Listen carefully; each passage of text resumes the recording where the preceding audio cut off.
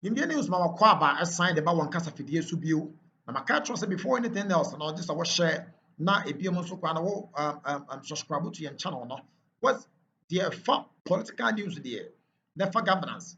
We catch you sa pani put of ma yet. Na pani to forma yet there. Ani na nsɛm foforɔ bi nso asan esi. Benim sɛ what the nsɛm ade bɛn na ya na ya wote na ya wɔhɔ na ya wɔfɛ nso so. Nti no nsɛm foforɔ bi asi a Indian news yan so pani yɛ tɔ for me baby ati nyina akyi no yɛ nsa atumi aka bi na yaso nso atimi ate saa nsɛm bi. Yɛntie nsɛm mmra sisi a na mpanimfoɔ mpo sɛ kakum no yɛgye no kokuo anum. The ba before that no subscribe to your channel no. Sabaka all other news ɛfa politics one the opposite what tie no ɛho. Etie ba ebe ba bia susu anso person de body no fa na de asie bia no so fa comment anso to ase ne yenkenkan informaw de ready na emeko yentie nsɛm mmra sisi a wotie no fa comment to ase ba de emfa nkyemu no so ento aso yentie mmra. See, people think that this is show of power. Let's show him where the power lies. The manner in which he was picked up, for example, people thought it was needless. You invited a man to CID. He came, reported again the following day, just when he was leaving. Then, in what has become known as a Rambo style, you pick him up, and here, this is where we are. Very difficult, onerous bail conditions, many have said. Why couldn't we do this in a more, why couldn't we do this in a neater fashion, rather than doing all of this and having people talk and all of that? Good morning to you, Selam, and of course, my senior in the studio, Honorable, and our cherished viewers out there. I'm sorry, I'm losing my voice. I hope I get it back along. We have been speaking so much on this matter. You see, first of all, it is important to understand that whatever action IOCO seems to be taking is clearly in tandem with its mandate. Selam, it is important to avert your mind to the IOCO Act and the underlying objective of that particular act, which states clearly that one, it is to prevent and detect crime, and most importantly, do everything within the legal limits of this country to ensure that it generally retrieves the proceeds of crime. Now, under the same act, under Section 18, IOCO is given the police powers of arrest. What it simply means is that it can exercise the power to arrest without a warrant, like the police are permitted to do under our criminal code. We cannot sit here and determine the methodology to adopt, whether to go by a warrant or to arrest without a warrant for IOCO to go by, because they have been the ones carrying out those investigations. I am told for about 2 weeks now, they have been trailing him. What the CID did was not in any way connected to that of the IOCO investigations. Remember, not long ago, the Minister for Lands and Natural Resources gave a directive for our contact mining licenses to be withdrawn, and also made recommendations that certain issues regarding illegal mining be referred to the police CID for onward action. So they are dealing with that aspect of Wontumi's engagement or bluff with the law. IOCO is engaged in these investigations, like I indicated, for about 2-3 weeks now. Selam, the reality is that when it comes to the necessity, determining the necessity of the style of arrest, I think that we must give our state agencies that needed respect and appreciate that they know when to exercise the manner in which they want to exercise it when it comes to arrest. So for me, I do not think that this labeling of the arrest as Rambo style necessarily makes it Rambo style arrest. You know it is legal, because I'm yet to listen to any, if you like, commentary that seeks to suggest that there was a breach of the law as far as that style of arrest is concerned. We see it daily basis on our roads. People are picked up. Yes, but Hamza, the point really is that did it have to be like that? There may be nothing wrong with that. You see, but that is the point I'm making. But did it have to be like that? You invited the person came. CID invited the person. Yes, and he came.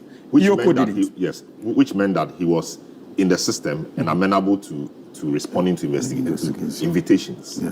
So what stopped the IOCO, for example, for also extending an invitation to him? That is why I read.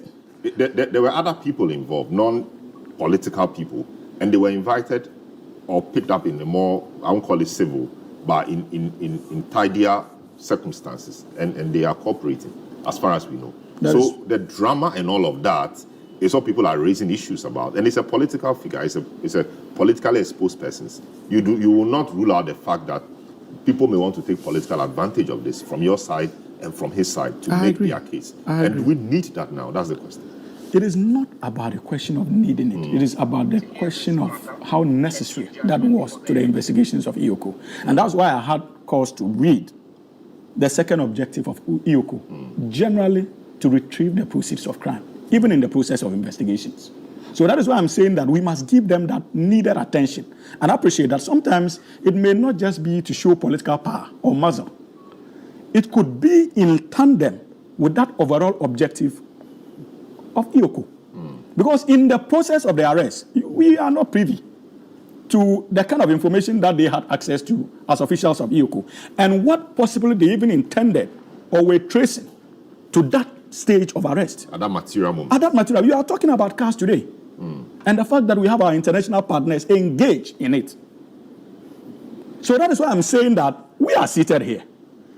They are seized with the information, and they know what they are going after, and don't know when to effect an arrest that would put them in a position to even be able to adduce certain evidence later in the case as a result of that manner of arrest.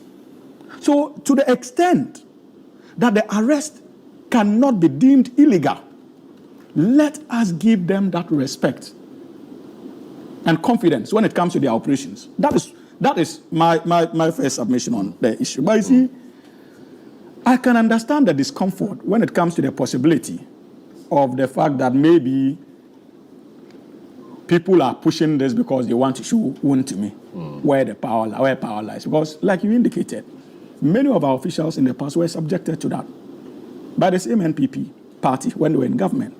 So they can be forgiven. If today in opposition, they think that we are operating using their, what do you call it, rule book when they were in power.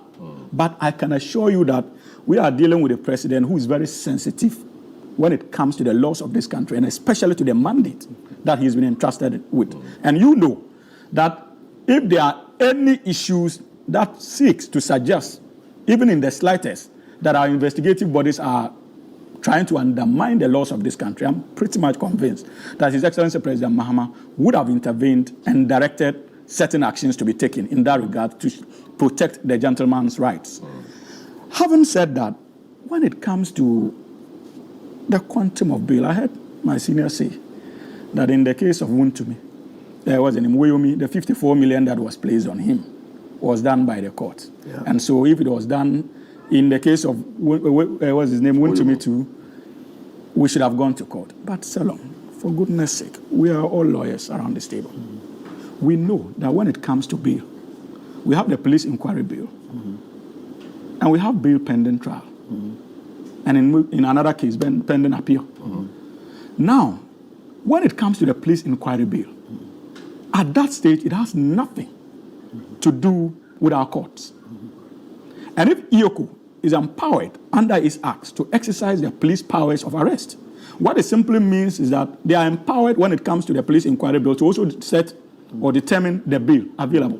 When that is done, it is not out of the laws of the country, because the criminal code itself constitutes an essential element of the laws of the Republic of Ghana.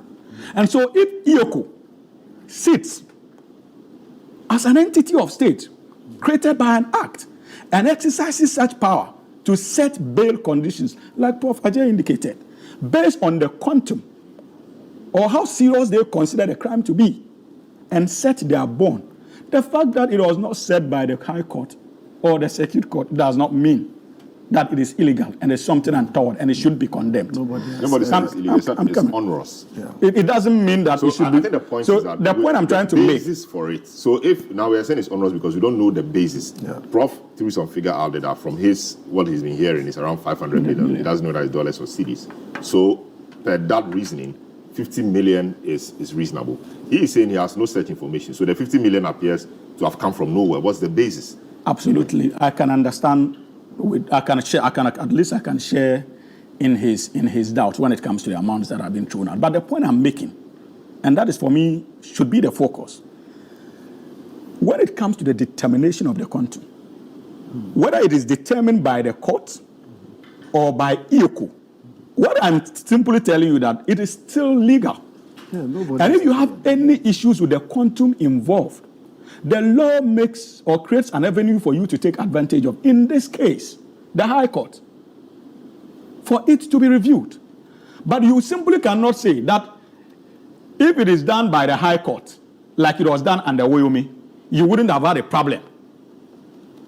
I'm simply telling you that even with the Wontumi case, Wontumi also had an opportunity to still apply against that bill that was set by the High Court. Which he did, actually. Which he did. Mm-hmm.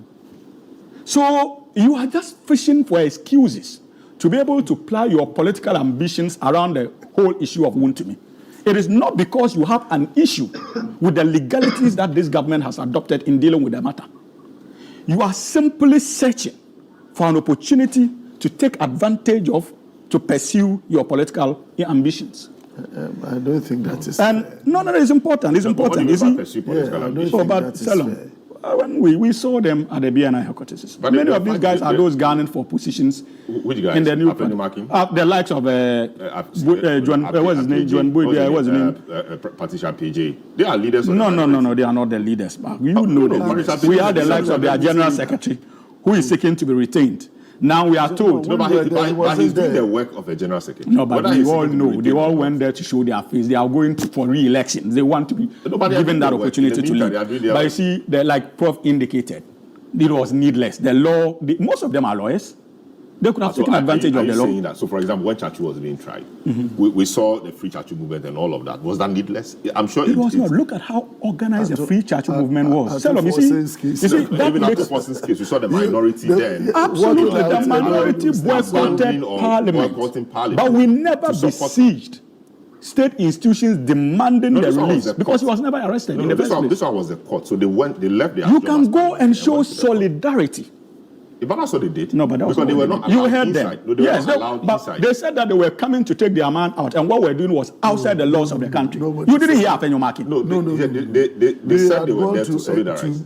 We had gone there to meet officials of IOCO to have a conversation. Who did you speak to at IOCO before going there? We don't need that to speak we were giving clearance. We had given indication to IOCO that we were coming. And let me give you a classical example. No, we had given indication to IOCO. Please. I allowed you to make it. When Koko Indoho was picked up, let me give you a sheet of paper. President Mahama. I'm fine. When Koko Indoho was picked up, we got in touch with the CID headquarters. We made arrangements before President Mahama left his house. And they told us the number of people who were supposed to come to the CID headquarters to engage with Koko Indoho. We did. Silently. What all of you saw later that day was pictures of President Mahama with Koko Anyidoho at the NIB headquarters. But in Koku's case, I think there was a march. Marches to the CID headquarters. People march. Did you see NDC MPs? As for the activities of party supporters, they can go and show solidarity. So MPs cannot. Oh, Master, the kind of solidarity you guys went to do, you were intending to take charge of the processes to secure him. That's what you told us. You finish. In any case, let me go to but you see, Salom, we are missing the fundamental issue. The legalities aside, which has to do with the danger, the conduct of the MPP poses, especially to our democracy, when it comes to issues of investigations concerning politically exposed persons. I have always argued that our political system, under the guise of democracy, has become so porous that all kinds of people take advantage of as a way of securing protection to continue to do acts that we consider unacceptable as far as our laws are concerned. And I can give you a litany of examples. We've seen it before. So we must be careful, especially the political class, to be willing to provide that level of protection when people have issues or questions to answer as far as their role in society is concerned. You see, Wontumi, investigations into the life of Wontumi didn't start today. You remember in 2010, the Minister for Lands and Natural Resources then, the Honorable Inusa Fuseni, had cause to go into the activities of Wontumi. I am also reliably informed that within that same period, the national security was already engaging with Interpol regarding his illegal activities or alleged illegal activities when it comes to this car, what do you call it, the car stealing syndicate that has been a border even for the United States of America amongst many African countries. So he was a subject of interest. In the midst of that, when the state apparatus seemed to be closing in on him, we are told that he found it convenient then to simply go pick up a party card and subsequently contest for regional chairman of the New Patriotic Party. At that material moment, going after him would have simply meant going after an MPP person that would have brought out the entire MPP machinery to support him get away with many of these wrongs. But my information also is that the national security didn't go to sleep. Even under His Excellency President Nana Dankwa Akufo-Addo, remember, the Honorable Abu Jinapo had cause to issue a similar directive banning the activities of Akonto mining in the Tano Nimri forest. Largely because of questions around the personality Wontumi. Today, a new government has come into office, and in tandem with our commitment to probity and accountability and the fact that people must be held to account, the national security has activated its investigations into the activities of Wontumi. But largely because our politics has become so porous for the likes of him to penetrate. Now, we are all now talking about the political exposed nature of that particular investigation to the detriment of the germane issues that as a responsible society we should actually be looking at. Exactly the point. So the national security, knowing all this you are saying, now knows that this guy has become a politically exposed person. And in order not to get the discussion or the matter degenerate, there ought to have been a better way of dealing with it. But let me